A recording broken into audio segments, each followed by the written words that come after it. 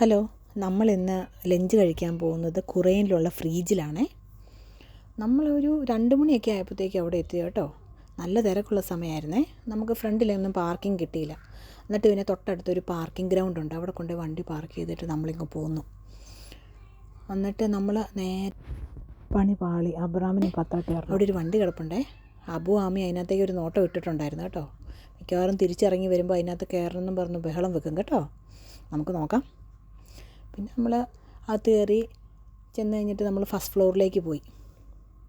അവിടെ കുറച്ച് നേരം വെയിറ്റ് ചെയ്യണമായിരുന്നു. അവിടെ ഒരു സ്റ്റാഫ് നിൽപ്പുണ്ടേ. അവരോട് നമ്മൾ പേര് പറഞ്ഞാൽ മതി.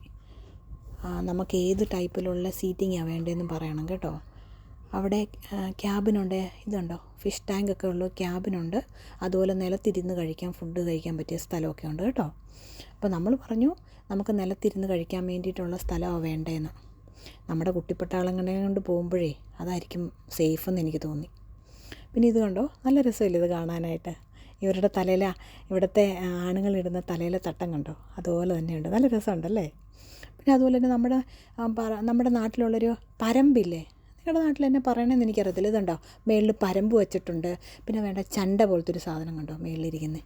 അത് നല്ല രസമുണ്ടായിരുന്നു കേട്ടോ. നമ്മൾ ഈ പഴയ കാലമൊക്കെ ഓർമ്മ വരുവേ. അങ്ങനത്തെ ഒരു ആംബിയൻസ് അവിടെ ഉള്ളത്. നല്ല രസം അവിടെ ഇരുന്ന് കഴിക്കാനൊക്കെ ആയിട്ട്. പിന്നെ നമ്മളൊരു ക്യാബിൻ്റെ ഉള്ളിലായതുകൊണ്ട് നമ്മൾ ആരെയും ഡിസ്റ്റർബ് ചെയ്യേണ്ടി വരുന്നില്ല.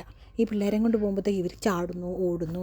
ഇപ്പോൾ നമ്മൾ ഒരു പൊതുവായിട്ടുള്ള സ്ഥലത്തിരിക്കുമ്പോഴത്തേക്കും നമ്മുടെ പിള്ളേർ കിടന്ന് കളിക്കുമ്പോഴത്തേക്കും ആൾക്കാർക്ക് ബുദ്ധിമുട്ടാവും. അതുകൊണ്ടാണ് നമ്മളിങ്ങനത്തെ ഈ ക്ലോസ്ഡ് ആയിട്ടുള്ളിടത്ത് കഴിക്കാൻ നമ്മൾ ഇഷ്ടപ്പെടുന്നത്. പിന്നെ ഞങ്ങൾ ഓർഡർ ചെയ്തത് ചിക്കൻ മജ്ബൂസും റൊട്ടിയും ഹുമ്മൂസും ആയിരുന്നു കേട്ടോ. നല്ല ഫുഡായിരുന്നേ, എനിക്കിഷ്ടപ്പെട്ടു. പിന്നെ അധികം എരിവൊന്നുമില്ല കേട്ടോ. ഈ അറബിക് ഫുഡ് ആകുമ്പോഴത്തേക്കും ഇവരെ അധികം എരിവ് കഴിക്കത്തില്ലല്ലോ. ഞങ്ങളെല്ലാവരും അമീർ തന്നെ വാരി വാരി കഴിക്കുമായിരുന്നു. അവിടെ എല്ലാം ഫുഡാക്കി, എന്നാലും കുഴപ്പമില്ല, അവൾ തന്നെ കഴിച്ചായിരുന്നു.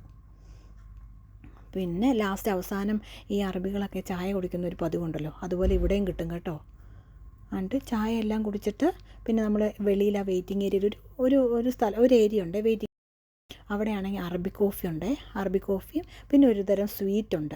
ഇതുണ്ട്, നമ്മുടെ നാട്ടിൽ ഗുലാബ് ജാം പോലെ ഇരിക്കും, പക്ഷെ അത്ര സോഫ്റ്റ് അല്ല, കുറച്ച് ക്രിസ്പിയാണ്.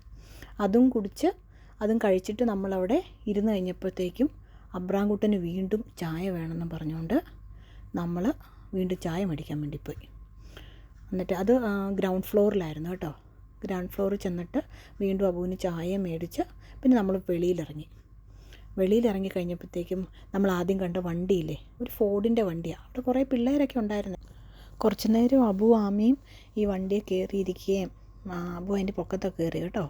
ആ പിള്ളേരെ വേറെ പിള്ളേരാണ്, അവരെയൊക്കെ ഇറക്കി വിടാനൊക്കെ അമീറ പറയുന്നുണ്ടായിരുന്നു. അവരോടൊക്കെ ഇറങ്ങി മാറി നിൽക്കുക. അബ്രാമും അത് തന്നെ പറഞ്ഞേ. പിന്നെ വല്ല പിള്ളേരുടെയും കയ്യിൽ നിന്ന് അടി മേടിക്കണ്ടല്ലോ എന്ന് വിചാരിച്ച് അബുവിനോട് പറയും, ഇറങ്ങിക്കോ പോകാമെന്ന് പറഞ്ഞ് നമ്മളിങ്ങ് പോന്നു. ടാറ്റാ, ബായ്.